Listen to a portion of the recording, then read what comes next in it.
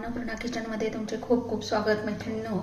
आता श्रावण चालू झालेला आहे आणि जे डाएट करणारी लोक आहेत त्यांना प्रोटीनयुक्त बाकीचं जे नॉनव्हेजमधलं काही खाता येत नाही, तर अशा डाएट करणाऱ्या लोकांसाठी आणि रेग्युलर लोकांसाठी आपण डाएटयुक्त असा नाश्ता बनवणार आहोत. तर या ठिकाणी डाएटला पोषक असणारे सर्व जे घटक आहेत ते मी या ठिकाणी घेतलेले आहेत. तर या ठिकाणी बघा, मी इथे मोड आलेले मूग घेतले, ते 1 वाटी कोथिंबीर घेतलेली आहे, 2 हिरव्या मिरच्या घेतलेल्या आहेत, लसूण आलं घेतलेलं आहे, दही थोडा 2 चमचे रवा घेतलेला आहे. तर सर्वप्रथम आपण हे सर्व मिश्रण या ठिकाणी मिक्सरमधून बारीक करून घेणार आहे. सर्वात अगोदर आपण मोड आलेले मूग या ठिकाणी जे आहेत ते बारीक करून घेणार आहे. आता याच्यामध्ये ही कोथिंबीर, या ठिकाणी लसूण आलं आणि मिरची, इथे याच्यामध्ये मी हा जो रवा आहे हा 2 चमचे घेतलेला आहे. याच्यामध्ये दही 2 चमचे घालत आहे.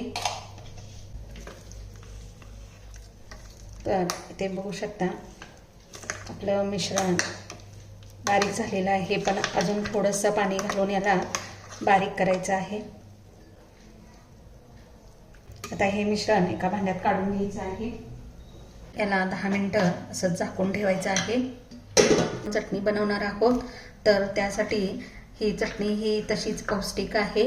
मी घेतलेलं आहे ओलं खोबरं थोडंसं, त्यानंतर इथे भाजलेले किंवा कच्चे शेंगदाणे इथे मी भाजलेले घेतलेले आहेत थोडेसे. त्यानंतर इथे मी घेतलेली आहे चणा डाळ. ही भाजकी चणा डाळ आहे जी आपण चिवड्यासाठी वापरतो. त्यानंतर इथे घेतलेली आहे कोथिंबीर, हिरवी मिरची,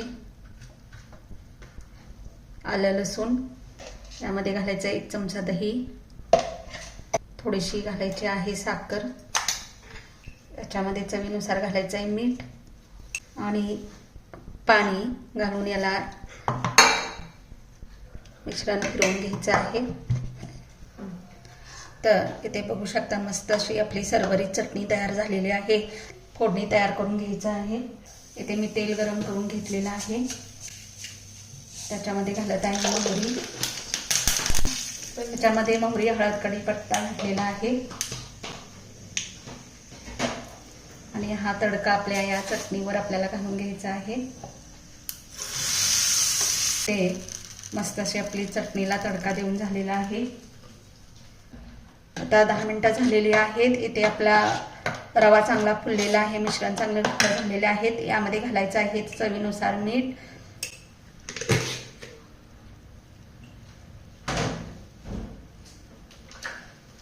त्यानंतर याच्यामध्ये घालायचं आहे इनो. हे पात्र ठेवलेलं आहे, त्याला तेल लावून घेणार आहे आणि याच्यामध्ये घालायचं आहे थोडंसं थोडं आप्यांचं हे मिश्रण.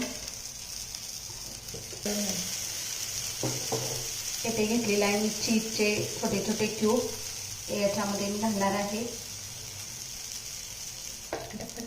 पुन्हा त्याच्यावरती चीज घातल्यानंतर पुन्हा त्याच्यावरती थोडं मिश्रण घालायचं आहे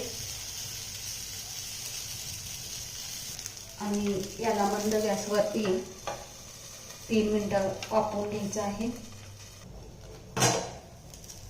तर इथे बघू शकता आपले असे आप्पे चांगले फुललेले आहेत. याला आता पलटवून घ्यायचं आहे.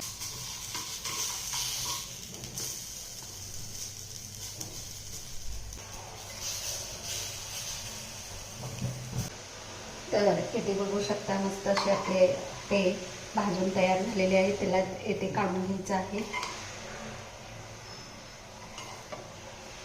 तर येथे बघू शकता मस्त असे आपले गोल्डन ब्राऊनवर अप्पे भाजून तयार झालेले आहेत आणि मस्त अशी चटणी असा हा डाएट प्रोटीनयुक्त प्रोटीननी भरलेला असा हा नाश्ता आपला तयार झालेला आहे. तर तुम्हीही असा मोड आलेल्या मुगाचा नाश्ता तयार करून पहा आणि कमेंटद्वारे मला सांगा आणि माझ्या चॅनलला लाईक, सबस्क्राईब आणि बेल आयकॉनवर बटन दाबायला विसरू नका.